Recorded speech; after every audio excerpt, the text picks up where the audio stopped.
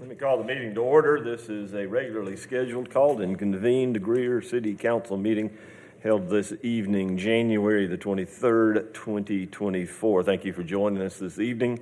We have a full agenda, but I think we will move through it in a timely fashion. We appreciate your attendance here this evening, and thank you for joining us. I'd like to ask Councilwoman Judy Albert, if she would please, to lead us in the Pledge of Allegiance, followed by an invocation. If you would, please rise. I pledge allegiance to the flag of the United States of America and to the republic for which it stands, one nation, under God, indivisible, with liberty and justice for all. Let's pray. Dear Heavenly Father, we come to you tonight. We just thank you for the day that you've given us. We thank you for each blessing that you've bestowed upon each of us and that you've bestowed upon our city. We thank you for the employees here, and we pray, dear Lord, that you will be with us through this meeting and that you will help us to consider and think wisely in the things that we do. We thank you again, Lord. In Jesus' name, amen.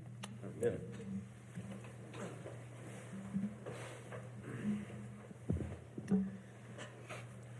Ms. Duncan, do we have anybody to appear in public forum this evening? No, sir. With that then, council, let's move to the minutes. You have the minutes from the council meeting held on January 9th, 2024. I'll entertain a motion to receive. So move. And a second. Second. Any items of note for the clerk? Hearing none. Ms. Duncan? Mr. Booker, Yes. Mr. Hopper, Yes. Mr. Dumas. Yes. Mr. Bettis, Yes. Miss Albert, Yes. Mayor Danner.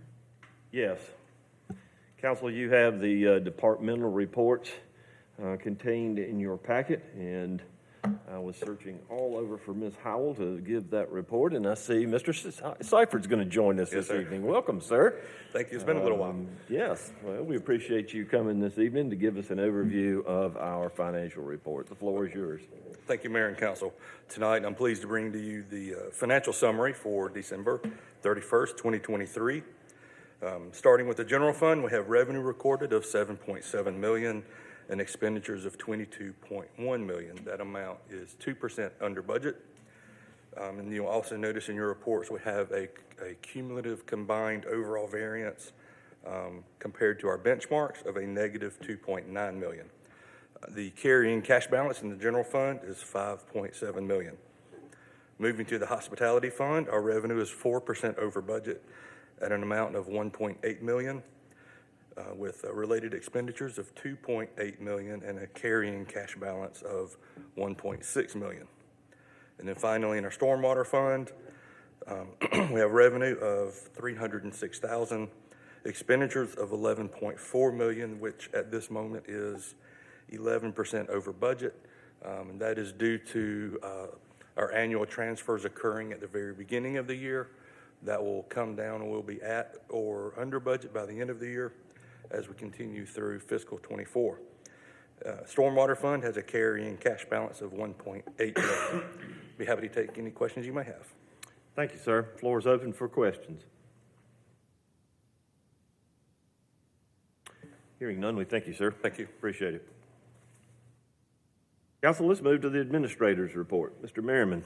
Council, Mayor, thank you very much. I'll keep it brief. The only thing I want to remind council of is February 6th is Hometown Legislative Action Day. It is the annual meeting that we have in Columbia with the Municipal Association, an opportunity to visit with our local delegation on a number of those matters that are pressing to local government.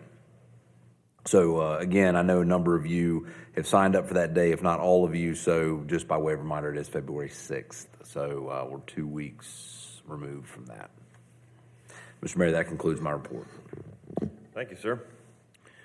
Council, with that, let's move to old business. We have 3 items of old business before us this evening, the first of which is the second and final reading of ordinance number 1-2024. This is an ordinance to change the zoning classification of a certain property owned by Yarborough Properties LLC located at 122 Sunset Avenue from suburban neighborhood to traditional neighborhood. Ms. Byers joins us for that conversation. The floor is yours.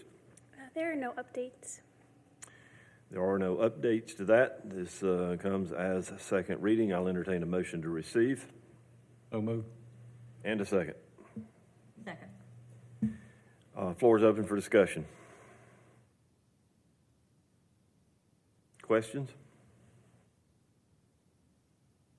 Comments? Hearing none. Ms. Duncan? Mr. Booker, Yes. Mr. Hopper, Yes. Mr. Dumas, Yes. Mr. Bettis, Yes. Ms. Albert, Mayor Danner. Yes.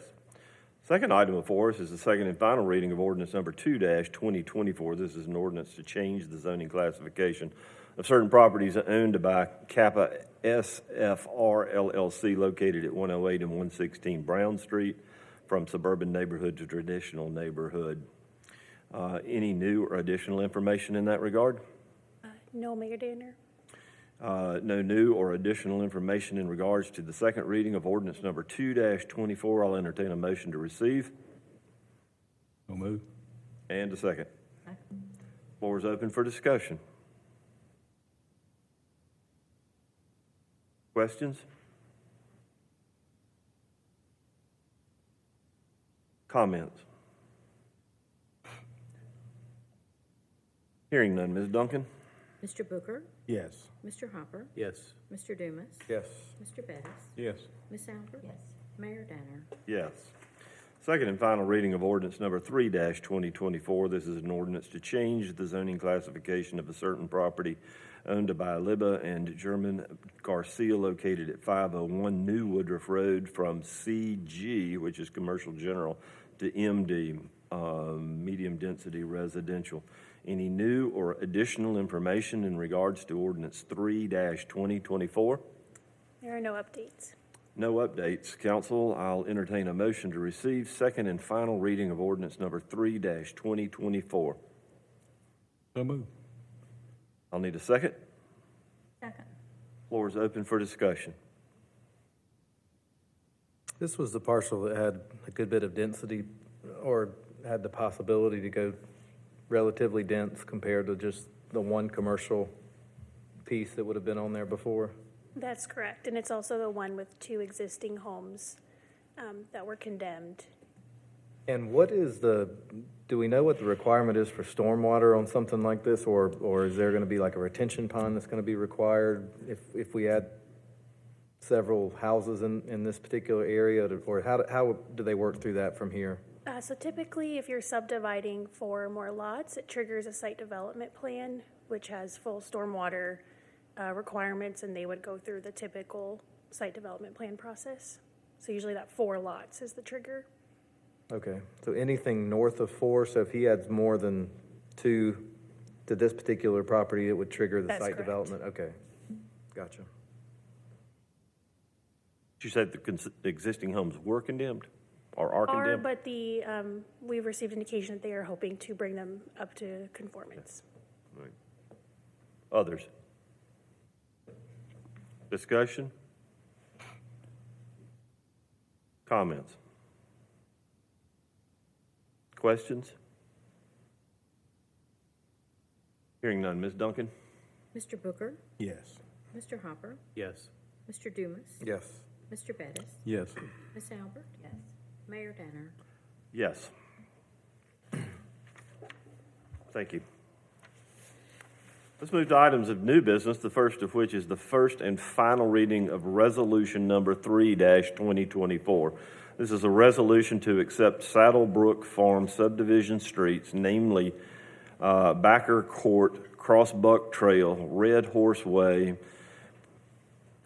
Palmer Road Drive, Turfway Drive, Stirrup Court, Mint Julep Court into the City of Greer street system. Mr. Grant joins us along with Mr. Buchanan for the first and final reading of resolution number 3-2024. Good evening, Mayor and Council. I just wanted to introduce to you our newest team member in the engineering department. David Buchanan joined us about 6 months ago as a civil engineer, and he's doing a great job. He's jumped in with both feet, and he was so excited about coming to his first council meeting. He even agreed to participate, so he's going to be presenting these items to you. Thank you, Steve, and Mr. Mayor and Council. The resolution, the items before you in your packet show Saddlebrook Farms and all the different roads in it. It is a combination of, my apologies, 7 different roads, all residential. The entire subdivision is built out, and I believe the project is fully closed out. I'd be happy to answer any questions or comments. Mr. Buchanan, have you personally inspected each one of these roads? I have, sir. All right. That's what we're looking for. Council, I'll entertain a motion to receive the first and final reading of Resolution Number 3-2024. So moved. And a second. Second. Floor is open for discussion. These new subdivisions, when the streets are being poured by the developer, do we go out and check any of that at that time? It just seems when you look at the streets that are being repaved, so many times it's the newer Sure. subdivisions versus the older. Sure. And just looking at some of the past ones. Yes, ma'am. I was just wondering, I'm sure, as everything does, everything changes in the makeup of what they do. Sure. So, yeah. To answer your question, yes, we're out there. You may be, they usually put the binder coat down while the houses are under construction, and at the very end, they'll come back and put the surface coat on, so that may be what you're thinking as repaving.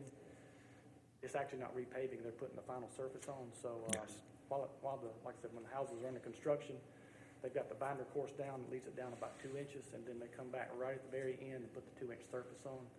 So, I think that might be what you're referring to. And our, It just seems like when it came time around, that certain streets needed repaving that was maybe in a newer subdivision than some of the others. So, in times past, Okay. there has been. As far as new subdivisions, ma'am, our inspectors are out there multiple times a week, typically. As Steve mentioned, during the initial installation of what we refer to as the binder course, the first layer of asphalt, they are down there and they require what's known as a proof roll. It's basically a compaction test for the residuing soils that have been installed for the road.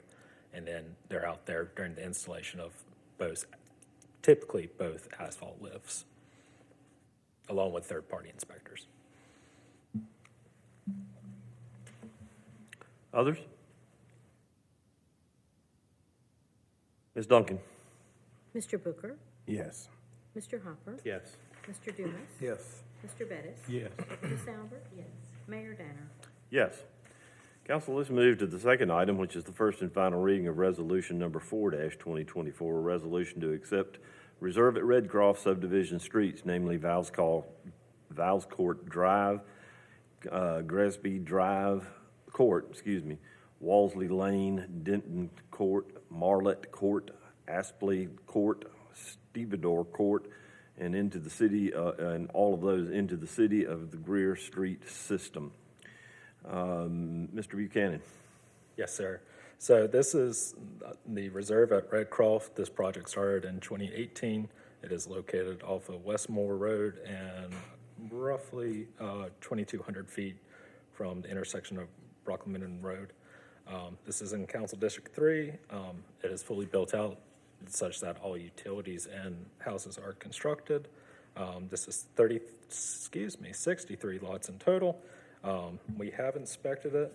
This is 7 roads containing Val's Court, which is approximately 890 feet, Grisby Court, which is approximately 159 feet, Walsley Lane, 290 feet, Denton Court, 256 feet, Marlett Court, 417 feet, Apsley Court, 343 feet, Starvero Court, 526.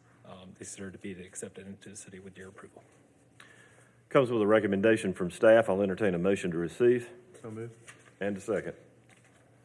Second. Floor is open for question. Comments? Greasby Court. Discussion? Hearing none. Ms. Duncan? Mr. Booker? Yes. Mr. Hopper? Yes. Mr. Dumas? Yes. Mr. Bettis? Yes. Ms. Albert? Yes. Mayor Danner? Yes. Thank you, Mr. Thank you, Mayor. sir. Welcome aboard.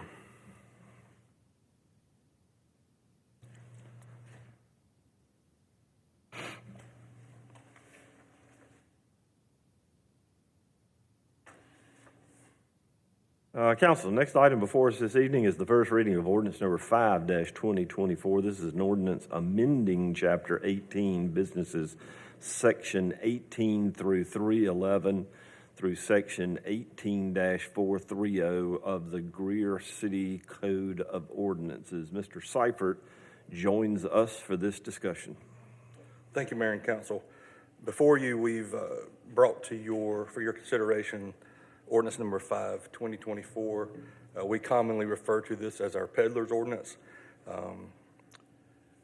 As you review the ordinance, you can look at it and look at the amendments. Our prior peddler's ordinance had very little rules associated with it. And our staff has done some comparisons between us and other counties. We feel that it is important to come into similar situations as the cities around us and to do our due diligence for the safety of for the public of this business model. Peddlers, we don't have a whole lot of them on any given year. We may get one or two in a year, or in a busy year where the students are out selling the magazines and things like that, we could have upwards of 50. So not a heavy burden, but we wanted to be sure that we were doing our due diligence on this business model for our citizens.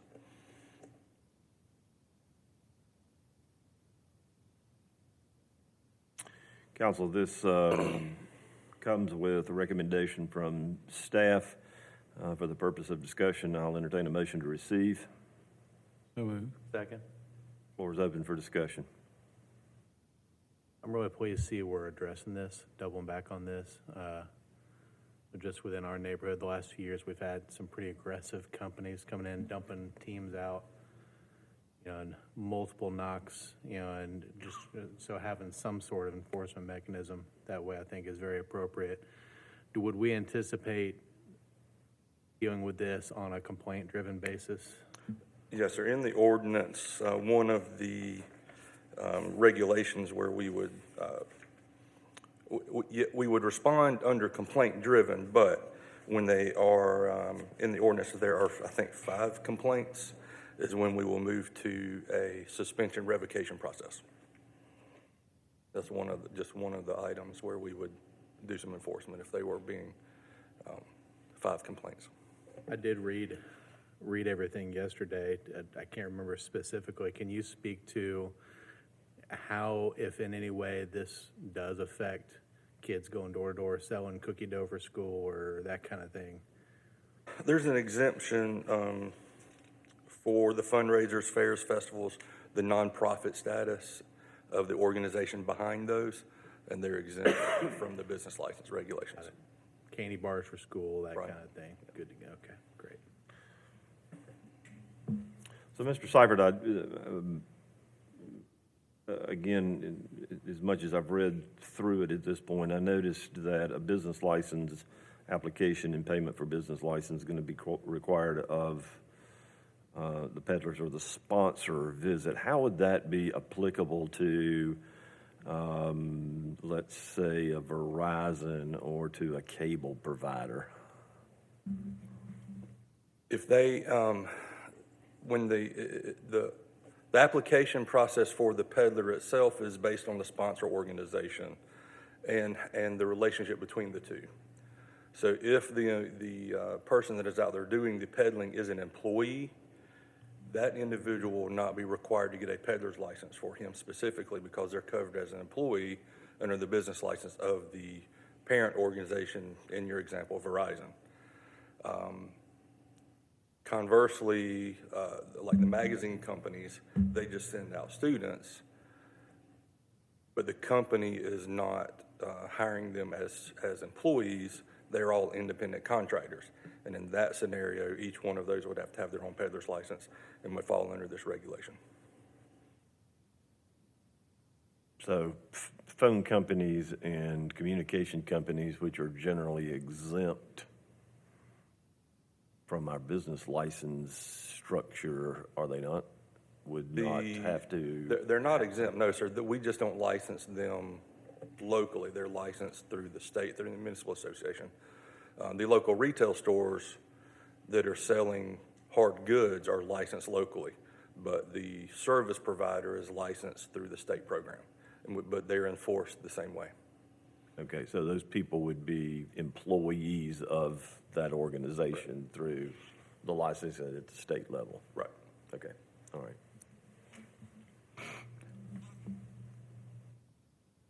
Others? That's like the guys that go around about your roof and things like that, when you're, after we've had hailstorms, does that relate to them too? Or? No, ma'am, they're not peddlers. They are roofers and contractors. So they would fall under our normal business license ordinance. Give me an example of a complaint that we get about a peddler. As Mr. Hopper just said, aggressive behavior, multiple knocks. No, I mean selling what? Pest control. Well, pest control is not a peddler necessarily. They would be employees of working for a company. But the biggest one that we see are the college kids doing magazines, subscriptions. Door to door? Yes, Really? yeah. This also regulates the collection at intersections, which is prohibited. But you see it going on, but we had no mechanism to, that's a life and safety issue, but we haven't had a way to control that. So this is helpful. So sale of a service, that type of thing, that is not the intent of this regulation. If they are peddling a service, it does include that. It is the sale of a service or good or whatever they are selling. So what's that, so if there was, in my example, pest control, when does it turn into peddling? What's that line? Well, yeah, peddling is, yes, going to door by definition. So the activity is controlled. They just would not necessarily need a peddler's license individually. But the activity would be, fall under the ordinance for all of those complaints. So the or those individual actions. working for the pest control company wouldn't need, as an individual, Would not need a peddler's license, but they are peddling, so they would fall under the regulations of the activity. Got it. So again, I'm not splitting hairs, but I was just trying to think of an example. Two realtors that come to my door that want to ask me if I want to sell my house. Is that peddling? If they're doing up and down the street? By definition, yes, sir, they're going door to door by whatever means. All right, so we've got this one and another one. I've read through both of them. I'm looking right quick. Fundraisers, fairs, and festivals has been stricken in this one, right? Correct. So this excludes, this would exclude any type of Girl Scouts selling cookies in front of Lowe's or Walmart or Bi-Lo or Yes, sir. whatever? Okay.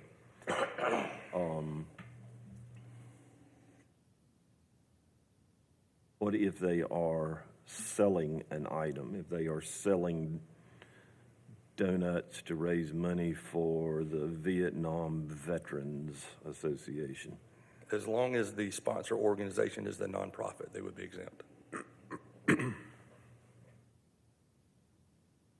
And I may be mixing this up with the other one, but they also have to have approval from the place that they are located. Didn't I see that, or is that in the other one that's coming before us? That's generally for the mobile food units. Okay. All right. In the peddler's ordinance, one of the exemptions, for instance, like the Ren Fair, as long as all of those peddlers associated with the Ren Fair are contained within the boundaries of where the fair is taking place, they would fall under the license issued or the permit issued to the Ren Fair. But as soon as they step outside of that boundary, then they're subject to the peddler's license, or peddler's ordinance, excuse me. So if they're part of the farmer's market, they're part of the farmer's market? Correct, correct. And then there are peddlers that do set up in locations instead of going from door to door sometimes. And if they are on commercial property, or they are required to be on commercial property, and they have to have permission from the property owner to be located there too. Okay. But they don't have to have a peddler's license. Yes, sir. They do? Yes, they're supposed to, if they're selling goods in any mobile fashion. In a mobile fashion. They're on fruit, fruits and vegetables, or they buy them in Florida on the back of a trailer. They bring them up here, set up in a parking lot, and sell them to the public. Happens quite frequently.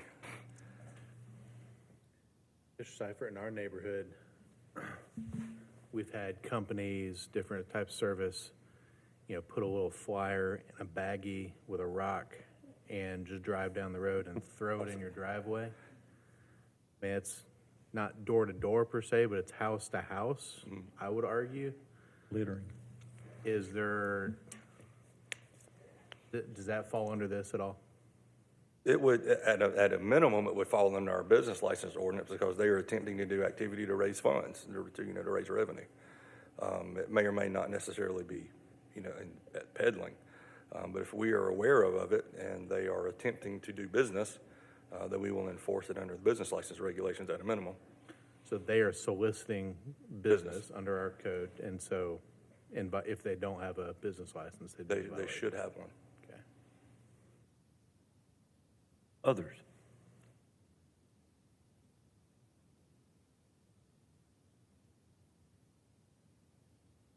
Questions? Comments? Further discussion? Hearing none. Ms. Duncan? Mr. Booker? Yes. Mr. Hopper? Yes. Mr. Dumas? Yes. Mr. Bettis? Yes. Miss Albert? Yes. Mayor Danner? Yes. Thank you. Thank you, sir. Council, let's move to first reading of ordinance number 6-2024. This is an ordinance amending Chapter 18, Businesses of the City of Greer Code of Ordinances by adding Article 12, Mobile Food Courts, Section 18501 through Section 18524 to establish certain rules and regulations for mobile food courts. Mr. Seifert joins us for that conversation. Floor is yours, sir. Again, thank you, Mayor and Council. In our business license ordinance, which is Chapter 18, or business license code is Chapter 18, we do not have any code or regulation addressing the mobile food units at all. Again, we've looked at surrounding cities wanting to be similar in nature. And again, it used to not be an issue for us, but we're licensing and inspecting about 100 units per year right now. Expect that to grow as the popularity of food trucks and mobile food units increases. Again, for us, it's a life and safety issue, making that they're inspected by the business license staff and the fire marshal, making sure they have the proper life and safety equipment. And again, feel that this is important for us to do our due diligence on the business interacting with the public. Council, for the purpose of discussion, I'll entertain a motion to receive. A motion. And a second. Second. Floor is open for discussion.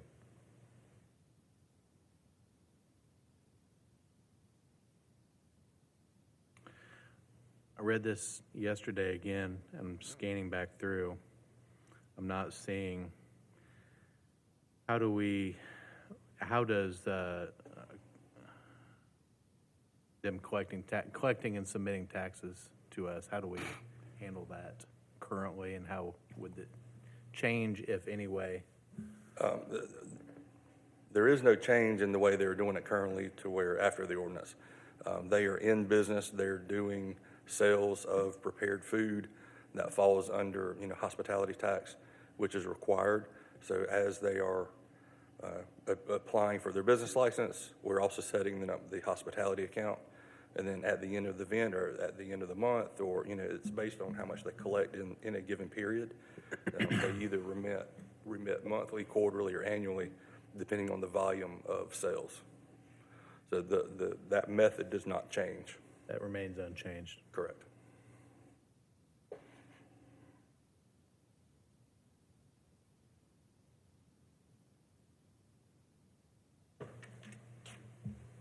Others?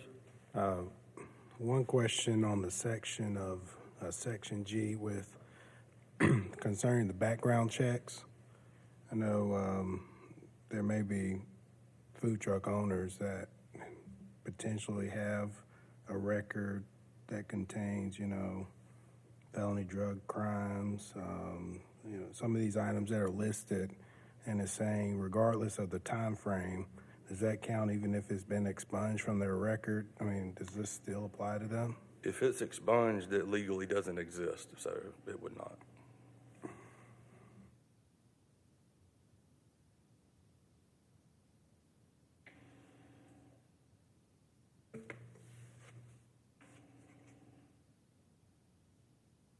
Others?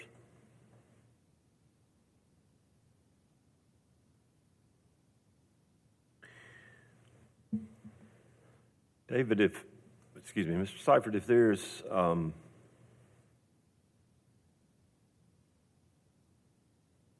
area that is established for the purpose of hosting food providers that would allow either a truck and or this says mobile food unit. I'm thinking a 20-foot container that had been converted into a kitchen.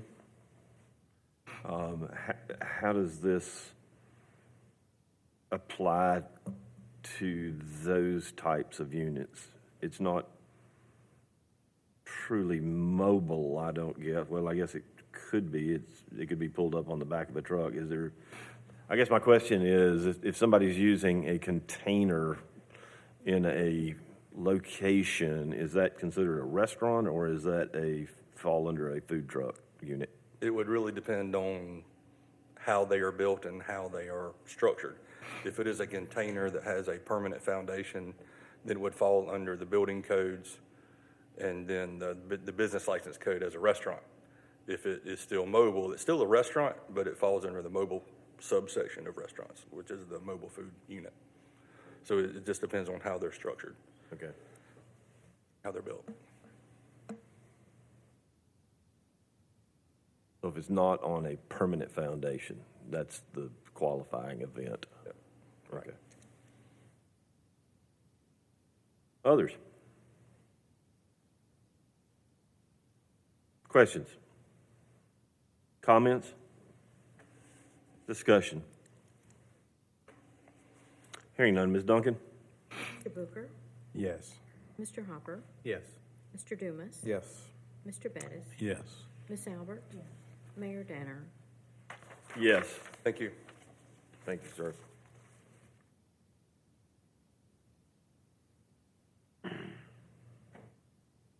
Ms. Schaefer comes to join us for item 5 this evening, the first reading of ordinance number 8-2024. This is an ordinance amending Chapter 4 of Chapter 78, Streets, Sidewalks, and Public Property of the Greer City Code of Ordinances. This pertains to street performances that take place on sidewalks, plazas, and other public spaces in the downtown central business district. Floor is yours, ma'am. Thank you. Good evening, Mayor and Council. We currently do not have any regulations regarding street performances to take place downtown outside of non-event times, and we have received an increase in requests to do so. This new ordinance would allow for those performances to take place on downtown sidewalks and other public spaces by obtaining a permit. We are also proposing to change the submission deadline for the special event permit application, which is required for an organization, excuse me, to complete if they are requesting a road closure for an event. So we would like to change that from 30 days prior to 60 days prior to the event to allow for more time for staff to review and then also schedule staff to work those events. Happy to answer any questions. For the purpose of discussion, I'll entertain a motion to receive.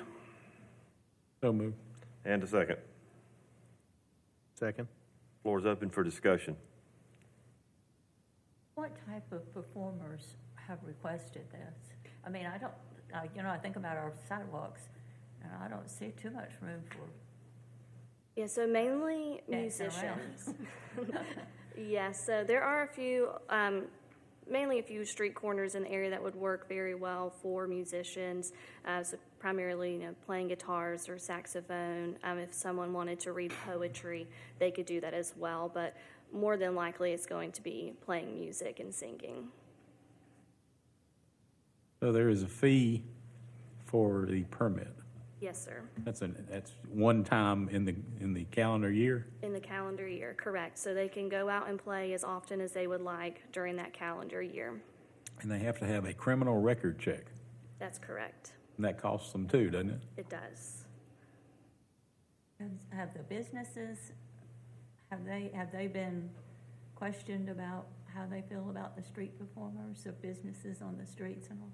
So not all the businesses have, but we do know that there are businesses who already go ahead and hire live performers and musicians and bring them, either inside of their stores or either, through a special event, they might have them right outside. So we do believe that this would add to the vibrancy of downtown, but one of the biggest things in this ordinance is that in order for a performer to set up directly outside of a business, they would have to obtain permission from that business owner in order to set up in front of their business. Otherwise, they'll just need to move to another area. This doesn't apply to the ones inside though, does it? No, sir, just the one on the public sidewalks. And they're also not allowed in the dining encroachment areas.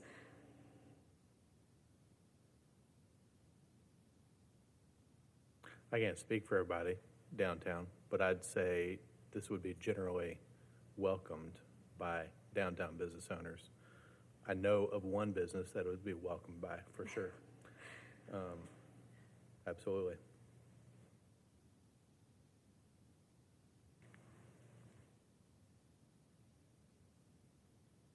So, this also covers parades and picketing. Is that correct? Yes, that's a separate portion. The parades would fall under the special event permit application, and then this would be a separate section specifically for street performances. Okay. So my question is in regards to specifically picketing and parades as well that would be held on public property, i.e. streets and or sidewalks. We don't address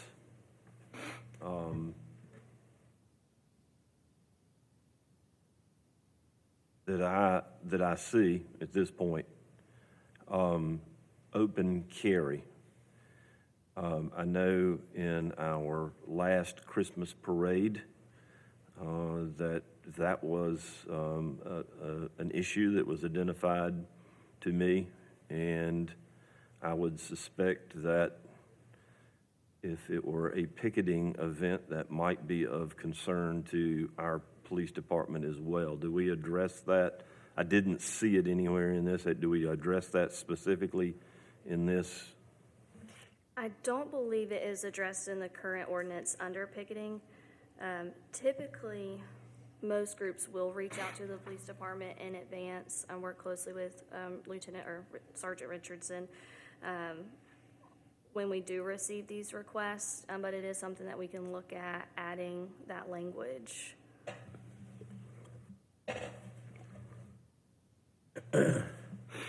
I know that from time to time there is they have a band out behind the Cartwright Food Hall. Does that affect that? So that portion behind Cartwright, if I'm recalling correctly, is part of private property. So they would go through the permission of that property owner in order to continue having bands in that area. They wouldn't have to have the permit though? No, sir. Okay. I also noticed on here that you can only use battery-powered amplification. Yes. Are you aware how many of those are available on Earth? Not many. Yeah, About everything requires AC. right. The goal is to just create like a nice environment where the music isn't too loud, but to give people the opportunity to where it can be slightly amplified. Otherwise, you're going to be looking at paying staff to come out, drop extension cords, have staff there monitoring, and then making sure everything gets picked back up. I think that's a big barrier. I think you can tone down AC powered amplification wherever you need to. I don't know anybody that has a battery powered amplifier. So I can speak to that. Okay, that'd be actually. great. Thank you. So we actually have some folks, this past year, we've had some folks into the alley at Abbott's, and one of the gentlemen, I believe you may have even referenced him, plays saxophone, and he has a battery-powered amplification system that he brings. I am not a performer that way, so, I mean, I don't dispute what you're saying, Riley. I know you are a performer and in a band that way. I'd say, kind of to your point, I mean, the whole point here is in a public space, right? And so a performer in a public space, they need to be responsible for their own power, their own equipment, et cetera, rather than, I mean, the only other choice is to tie into power that the taxpayers pay for, and I'm not in favor of that, or to tie into the power that a business owner is paying for, and I doubt. Well, if you're paying a permit fee, what are you getting for the fee? The ability to perform in a public place in our downtown. And when we were creating this ordinance and going through the guidelines and everything, we did look at other cities in the area like Greenville, Anderson, and those cities are not providing electricity for the performers. This is Greer. Yes. You say they are performing or not? They are not providing. Not providing that, Yes. yeah, Mhm. okay.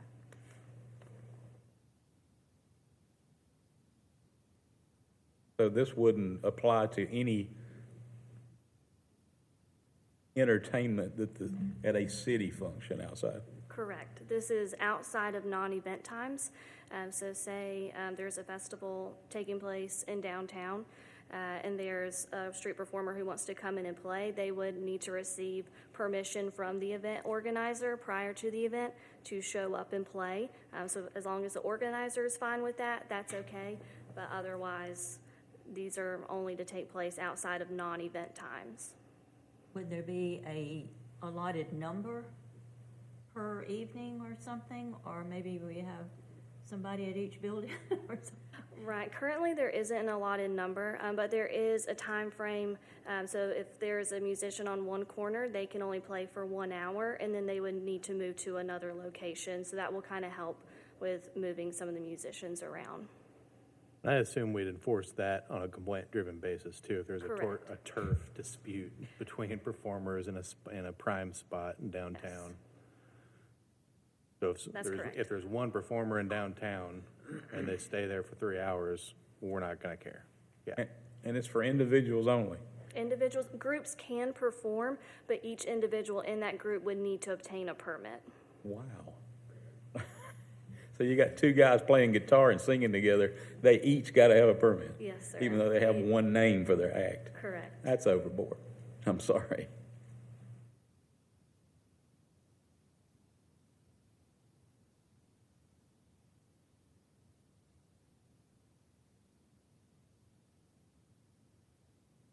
Are there guidelines as to what type of performances or? The only guidelines would be sticking to playing music, acting, singing, reading poetry, things like that. Of course, no vulgar music or anything like that is going to be offensive or threatening to the public. So if you got people out there doing Shakespeare, they each got to have a permit. Correct.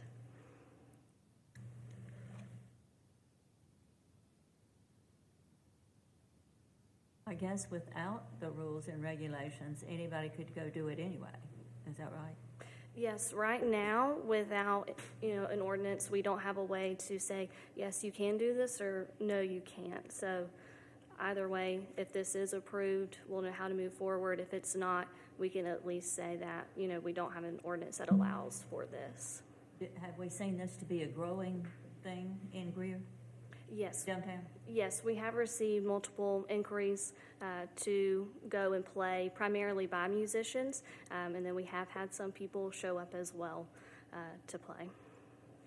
Well, I did see where they, couldn't ask for money, but they can have their little For tips, place yes. to put your money, Yes. like you see in movies on the big towns. Yeah. I understand the need for some type of control, but I believe this has gone a bit overboard. Well, I was kind of concerned about it causing lots of issues, period. But if there's nothing there to control it, the way things are going throughout the nation now, you might need something to control it.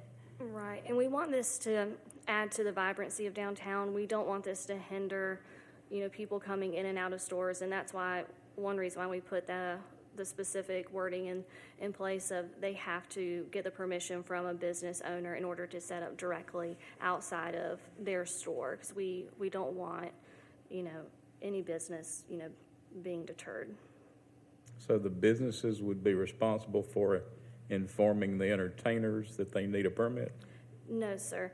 If a musician or performer came up and wanted to set up outside of Southern Sisters Boutique, they would need to go inside, ask the store owners for permission to set up right there, and then if they say yes, they're good, they would have a permit with them that's laminated. They have to have it displayed during their entire performance time. Where's that permit come from? It will come from the tourism office. And how far in advance do they need to do that? 14 days. Kind of takes spontaneity out of it, doesn't it? Well, once you get your permit, you can show up anytime you want. I'm assuming this applies to acts that we would engage as well, too? I'm sorry, can you repeat the question? I would assume that it would apply to acts that we engage as well, too? Not as part of, so city-sponsored events, we work to contract them out, so we have a signed contract agreement, all the checks, and we're typically paying them to play. So those people who are playing as part of a city event would not have to have this permit.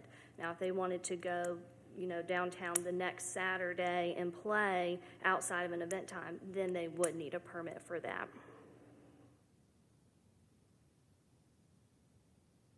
So for instance, I was sitting here thinking about specifically like Christmas at Greer Station. I think it was Bob Jones Choir Chorus or Yes. something. That was. The high schoolers aren't going to need individual permits because that's part of the event. Right, yeah, that was part of a Greer Station event, so they did not need permits for that. The jazz band that plays, they don't need it. Correct. As long as it's part of an organized event, whether it be a city event, Arts and Eats, something like that, they would not need a permit. It's just if they are coming downtown outside of those event times.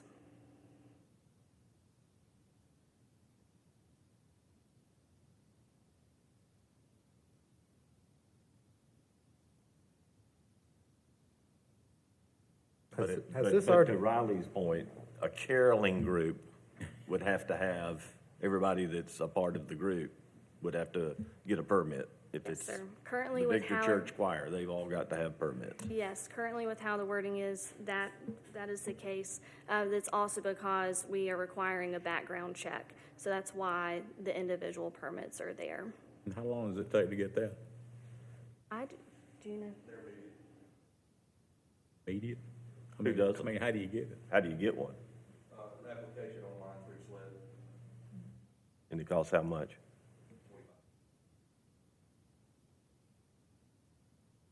or discourage them from coming down playing if they're not going to make a whole lot more than $25.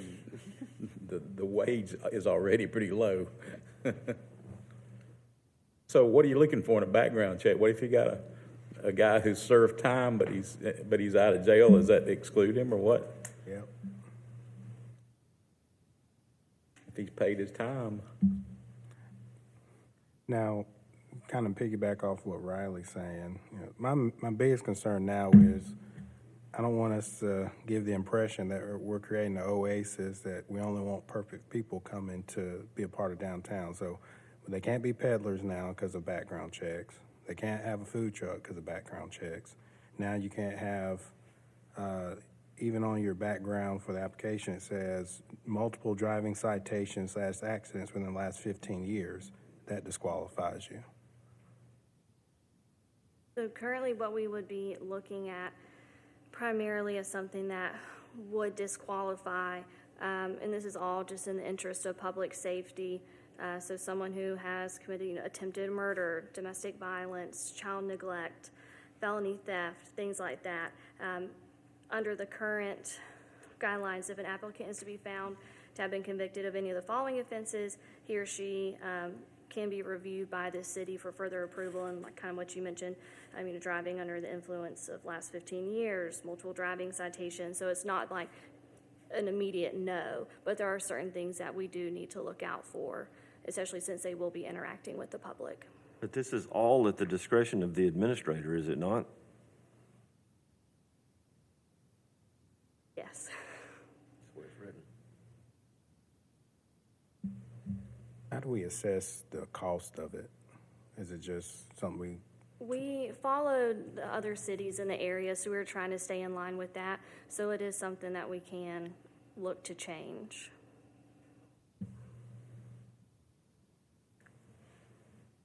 I saw, we set the permit fee as part of the schedule of fees. Did I miss what the initial fee would be somehow?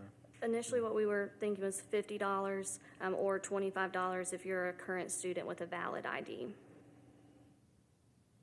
And that was chosen because it's in line with other In surrounding line, yes, municipalities?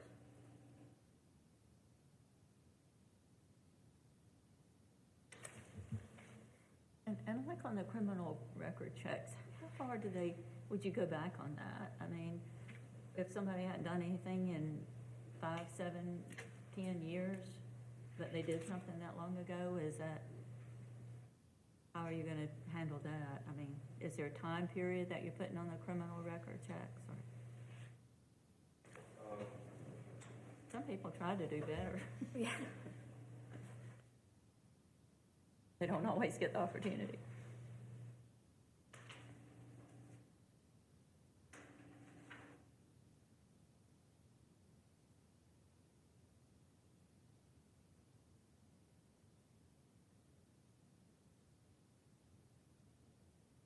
Well, we were talking about a permit for each member of an organization, but it says no group performances, which seems to preclude having a 3-man choir.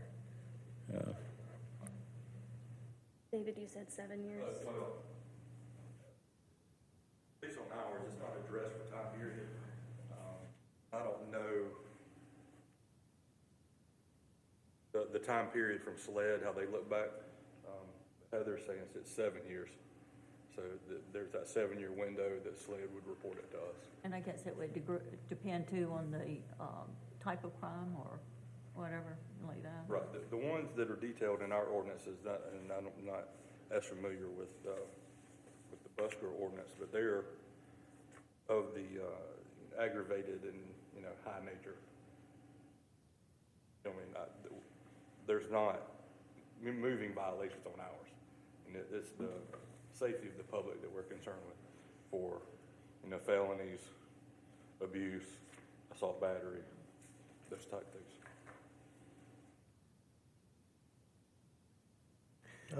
But we're quick to point out we don't discriminate. I'll just say real quick, I like to create proactive policy and do different things like that, but I haven't heard anything about this being an issue or businesses being distracted by performers or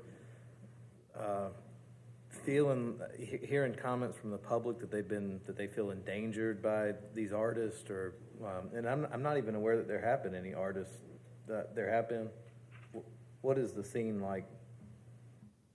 What does it seem like? Yeah, tell me, like, what do you? Fairly eclectic, and, you know, it's weather-driven. It can come in spurts, but I can guarantee you, in my opinion, I can guarantee you that it's going to continue increasing to be something that, well, whatever we do or don't do with this, it's going to be something that we see more and more in downtown. Absolutely. But absolutely, we see it already now. I agree. I would agree that it's an amenity to our downtown. We have had, you know, multiple different types of people that have performed downtown, and I know the reception to those has been good, both from folks that are just visiting downtown as well as the merchants. It is a way of creating an atmosphere that typically leads to people staying longer in the downtown area and spending more time in the stores and spending more money in restaurants and that sort of thing. So I have no doubt that it has its place. I'm wondering if we're at a point that we've got the basis for a good ordinance that just needs a little bit more massaging. And I'm not going to beat a dead horse tonight, but I sure would like to know whether or not the police have any angst about us not addressing this issue about carrying guns at a picketing event. What if we got two conflicting picketing events downtown? Seems to me like you got two groups of armed people on either side of the street that could become a problem. I have a problem with people carrying guns in a Christmas parade. I think we need to address that.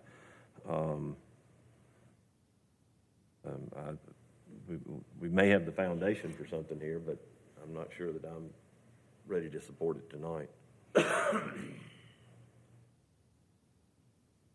If you've got to give that advance notice to get a permit, and you've got to get your background check, it seems to me that it's going to be just something to discourage people, very much of it, you know, honestly. Plus the fact that you've got to put up money to do all that. Was there a logistical reason that we know of why the 14 days? I'm assuming that's best practices gathered from others as well. Why that length of time before someone can perform? Yes, just to allow time for staff to review. It doesn't mean that, it would take 14 days necessarily to get an approval, but just to give that buffer, depending on, how many applications we've received and everything. I can see that you would need some lead time. I mean, you don't want to have 9 people downtown one Saturday night and none the next. I mean, I can understand that.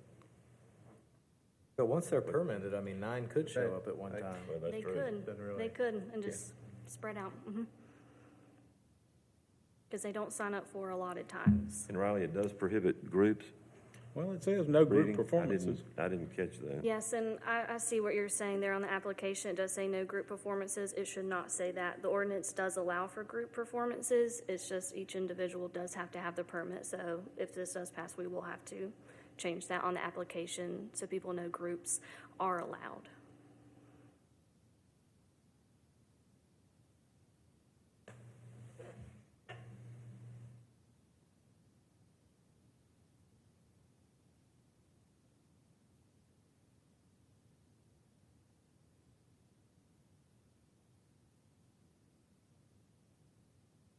Does our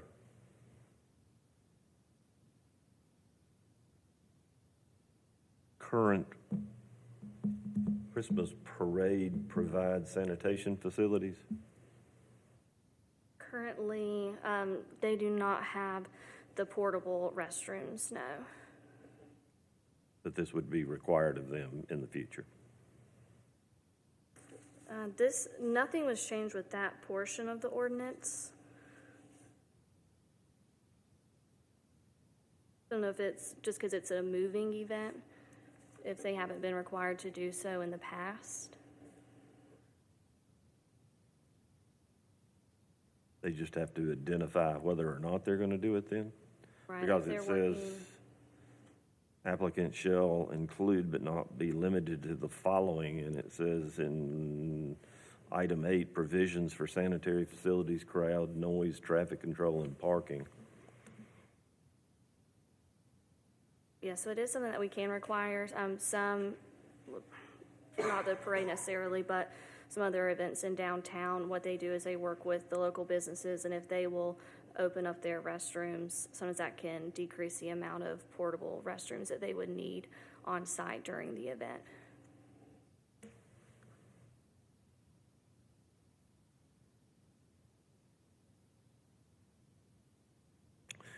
Your pleasure, council. We've got a motion and a second.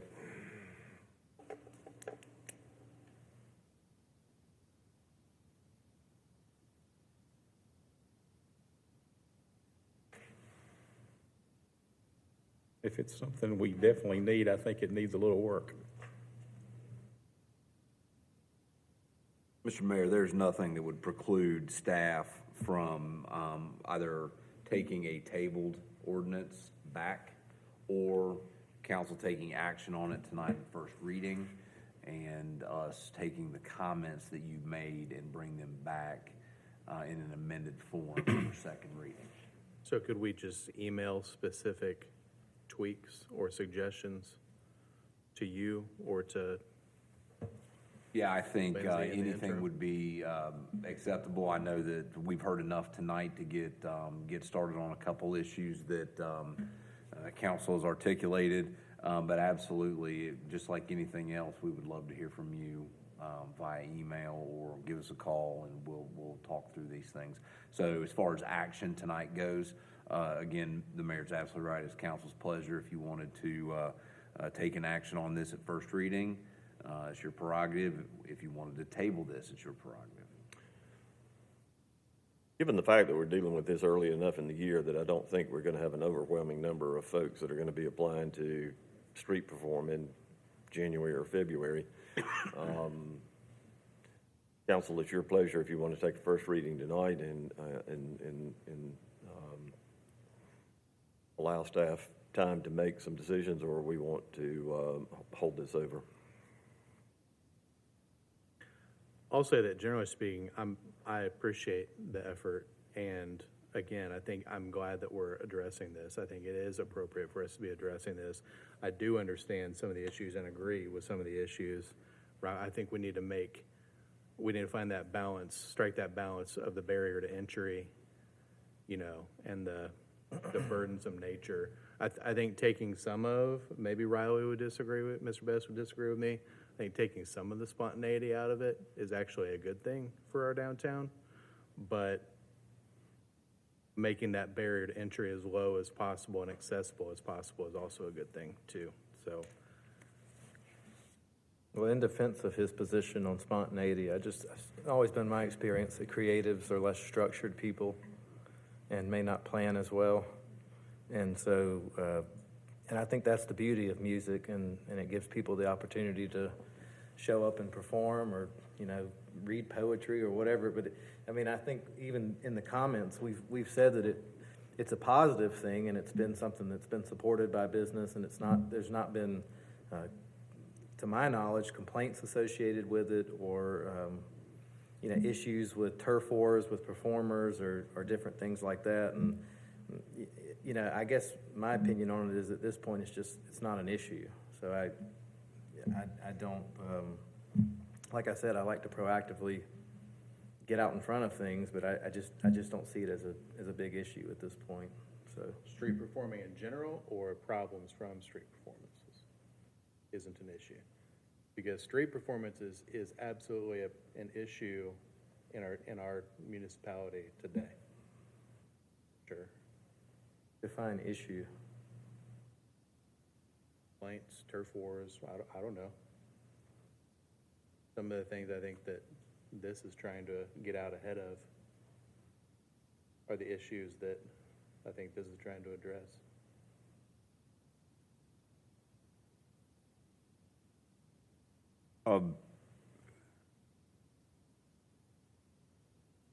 In our discussion tonight, we have covered a number of different things, and I may have missed this in one of the ordinances that we considered. But I noticed in one of them, and I don't know if it's Ordinance 8, 2024 or not, it prohibited chalk drawings. That's in this one. Why are we prohibiting chalk drawings? Just for the sake of people, possibly not cleaning up after themselves, what they are drawing. If it's going to be left for staff to have to clean it up. So if it's a commissioned event or it's a public event that we controlled, Right. that We it know would that'll be be all ta- right. we know We it'll be just don't taken want care of. people putting hopscotch things on the street. Okay, all right. Council, we got a motion and a second on the floor for 8-2024. Your prerogative as to how we proceed at this point. I'd like to table it. If you'd like to make that in the form of a motion, it will need to we will need a motion and a second to vote to table it. Would have to take back the existing motion second. If the motion to table, Mr. Dumas made the initial motion. Mr. Hopper seconded the motion. okay. Functionally, would it be easier to hold it over or to table it?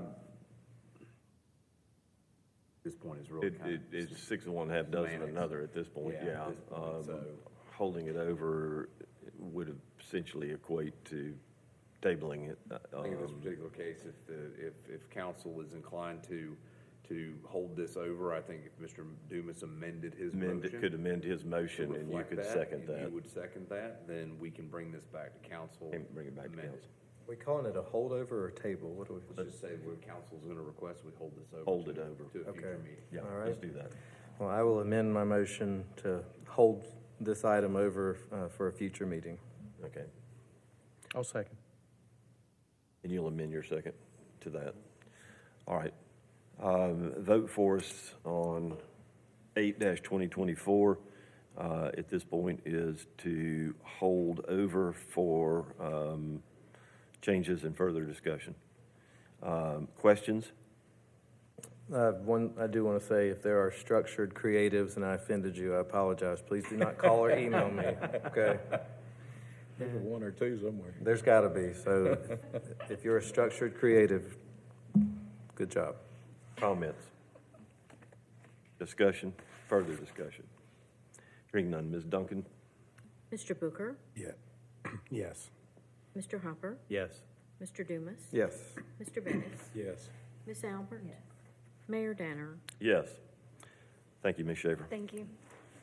Last item of regular business this evening is a bid summary. This is for the rebranding for the city of Greer. Mr. Reno Deaton joins us for that conversation. Floor is yours, sir. Mayor and Council, good evening. This comes before you tonight as a request to award a contract to Chandler Thinks to rebrand the city of Greer in response to RFP. The contract amount is $76,300. In effect, we would replace our brand, what we know as the Swish G, with a new brand, logo, brand guidelines, and tagline. Comes as a request from staff. I'll entertain a motion to receive.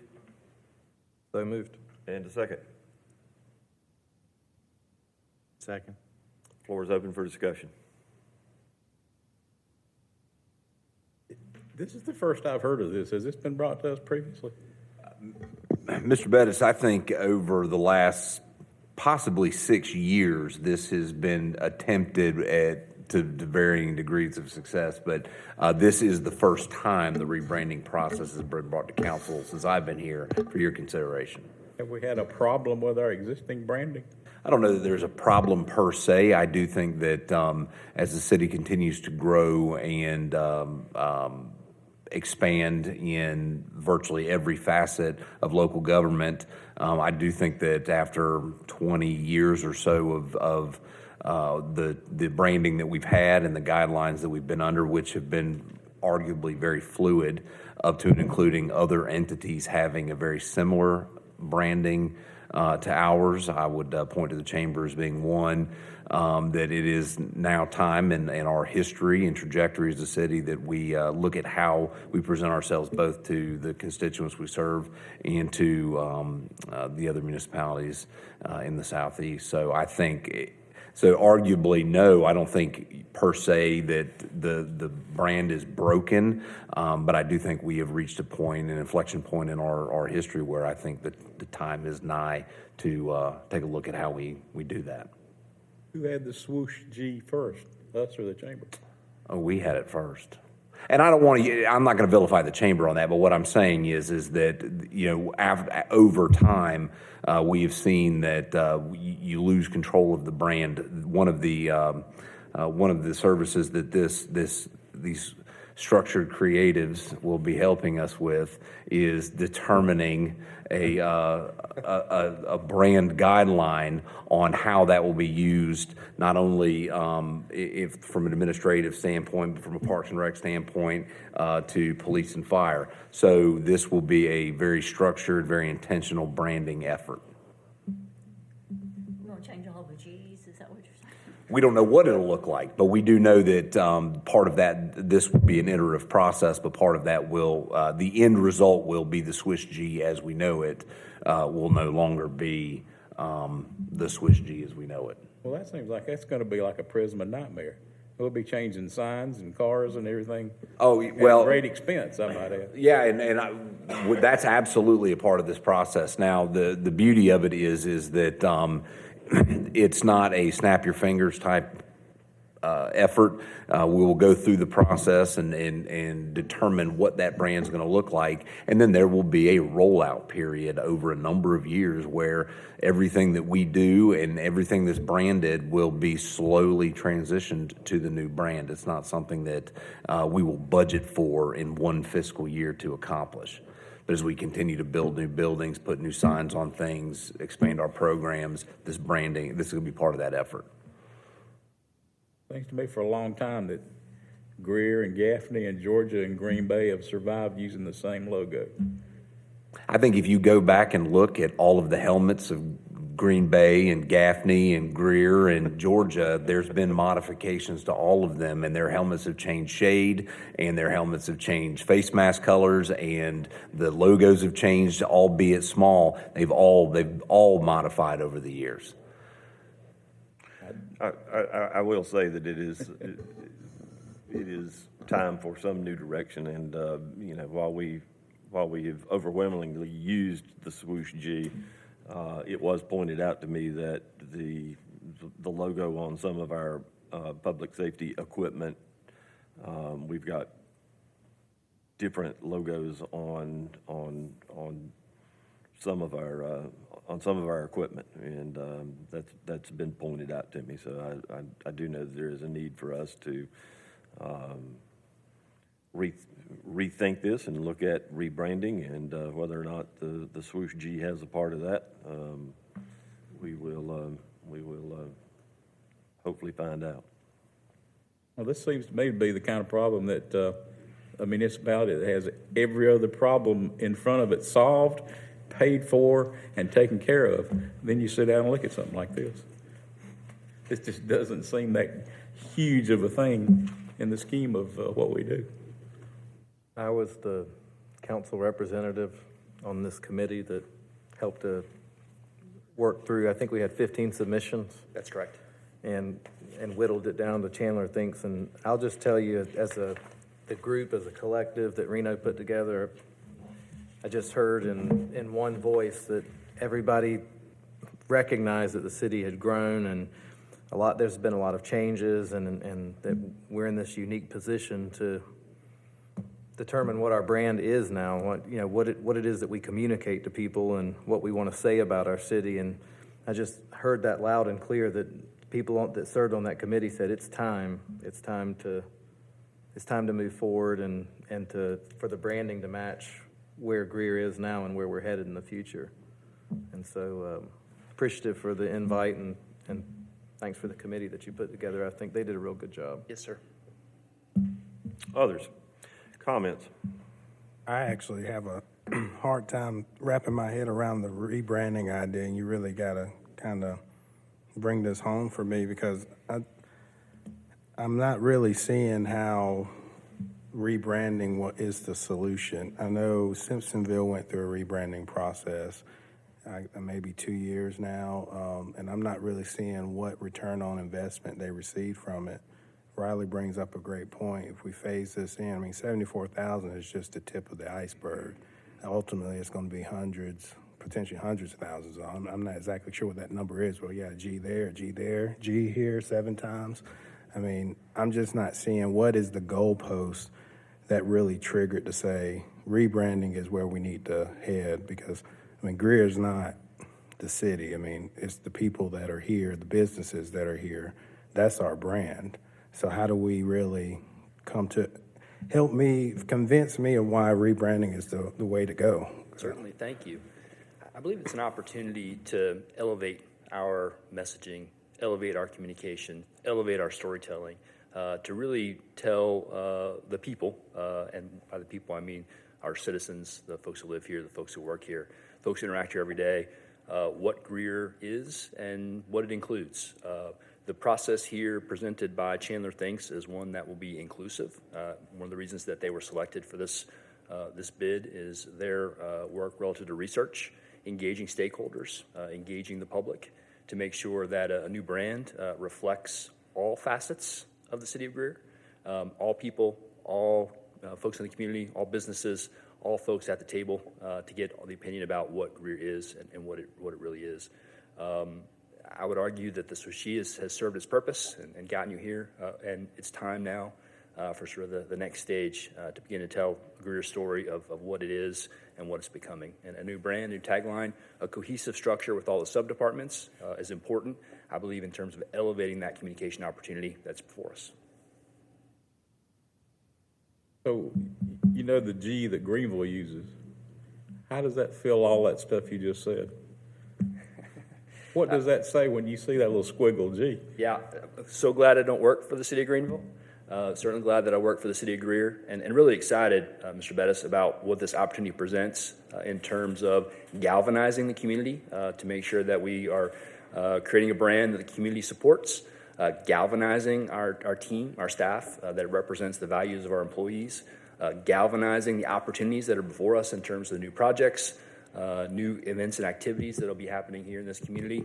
I think this is a real opportunity for us, again, to elevate what we do and take advantage of the time that we're in. I didn't know there was a problem. I would offer that the little squiggly that you mentioned about one of our neighboring communities is probably one of the best brands for a city that I have ever seen. I like it. You know, But it doesn't say to their me whole what their he whole, said. their whole motif is built around that river, and you see that little squiggly G, and you know exactly what it is. Now, I see we have 3 bids. Are we looking at which bid?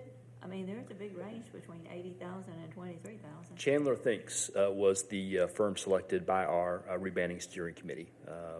We started with 15 proposals, initially went through a process to whittle that down to 3 finalists, then entertained direct interviews person to person with those 3 finalists, and our rebranding steering committee unanimously selected Chandler Thinks to recommend to you for approval. The 76,000. That's correct. Can you give me examples of what exact data are they looking at and are going to compile to really quantify this investment? Yeah, I don't know that exact data is a term that I would use. I think what they'll do is they'll be here on site to have stakeholder meetings with various groups. There is a process they've identified that includes what they refer to as the branding profile wheel, where they identify essentially the 8 major elements of branding. This is a company, by the way, that has done more than 300 place branding exercises throughout the country, experts in the field. They'll be here on site, spend some time with some various stakeholder groups to get feedback, opinions on what Greer is, looking at branding as a storytelling component, so that we're not just sort of slapping a logo down, but really creating a brand that tells Greer's story. And again, gives us that opportunity to elevate our communication. So in regards to the applicant, I looked them up, and they're out of Tennessee. Went on their website, and they push on the whole story, push telling their story. Honestly, I wasn't super impressed with their website, but how do we have assurance of the team we're going to be working with? Because I see it all the time, because it happens with me, in which you put an RFP out there, you fly a team out, they tell you they have the pitch hitters out there, and you think those are the ones you're going to be working with, and then come to find out those are not actually the guys you're going to be dealing with on a day-to-day basis. What assurance do we have that the people that are pitching the idea also are going to be ones we work with? And I do have a concern that they're out of Tennessee, because they can bring an unbiased opinion, but still we need people to understand the local economy and what Greer, Greenville, Spartanburg means. Not quite sure if that can happen or not, or it'll take some time. And maybe that's why it's 74,000, because they're going to have to do a lot of research to understand where we are. Could you kind of help me understand all that as well? Certainly. So the people component was one of the 3 sort of initial screening factors that we used to look at the 15 total applicants, the people involved, the processes they proposed, and then samples of their work. That got us to our final 3. In bringing in the teams for interviews, our 2 goals were to really understand who we were going to be working with, and then to understand the timeline and the costs that were going to be involved. So we'll continue that process through the actual contract process to make sure that we're affirming all those points that we'll actually be working with those folks that we've identified and spent so much time with. In terms of the substance of the proposal, one of the reasons, again, that this steering committee recommended Chandler Thinks was the degree to which they represented the research component of developing brand, logo, storyline, et cetera. The work that we will be going into, really getting to Greer, understanding us, knowing who we are, knowing what our history is, but also understanding what our aspirational goals are, and using all that within the framework of stakeholder meetings to craft a brand that represents all of us. I think one of the things and I think to your line of questioning is that for me, and it may not be a direct result of this, but I hope that it would engage us to also think about what our mission and our vision and our values are in terms of how that's reflected in our statements to our community about who we are and what we do and how we do it. I know it has been at least 20 years since we've had that conversation, and I know that one of our value statements or mission statements was we are a great place to live, work, and play, or something. And I think most of us were at the Municipal Association meeting where the man talked about, that is probably the most overused mission statement in the entire world. He could find 350, hits on that with one search. I think it is time that we revisit that as a council and as a community, and also there's an opportunity here for us to re-engage our employee base, whether or not it is Team Greer or another effort as well too in culture. It's one of the things that we have built our workforce on. I think it's one of the things that we should continue to build our workforce on. I think it has served us well. I think it will continue to serve us well, whatever that is. But the emphasis on Team Greer is something that I hope that this might bring some new life to as well too. I mean, I totally agree that we need to assess, what our branding is, but, I mean, I like the swoosh G. I'm used to it. Call me, maybe I'm a little old-fashioned with the G, but I'm just not convinced that, I mean, we've got a whole marketing department. I mean, about a year and a half ago, I brought up the fact that there was a lot of inefficiencies just from a messaging standpoint that never really, I know we're doing a lot better job than before, but it didn't take $74,000 for me to see that we had 25 different Facebook accounts. Parks and Recs had one, Greer Police Department had one. You just go through the list and you start adding up all the followers on each one of them. That was a 10-minute exercise that, yeah, there's inefficiencies, but I'm just not sure if rebranding and what is that going to render for us. What is the goalpost going to be that this was a success? Thank you. Others? Comments? Vern Smith gave it to us for free. The center of the universe. Might be what they come up with. I copyrighted that. Okay. We'll leave it alone then. Comments? Questions? Further discussion? Ms. Duncan? Mr. Booker? No. Mr. Hopper? Yes. Mr. Dumas? Yes. Mr. Bettis? No. Miss Albert? No. Mayor Danner? Yes. Thank you. Fails. Council, in executive session, we have one matter this evening. We have concluded our regular business at this point. I'll entertain a motion that we go into executive session.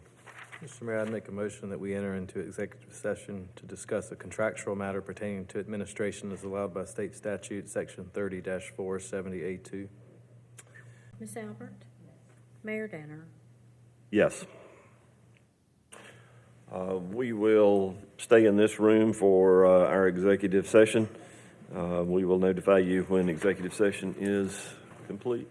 Council, in executive session, we have consider a contractual matter related to administration. In executive session, we have taken no action in that regard. I'll entertain a motion that we come out of executive session. So moved. And a second. Second. Ms. Duncan? Mr. Booker? Yes.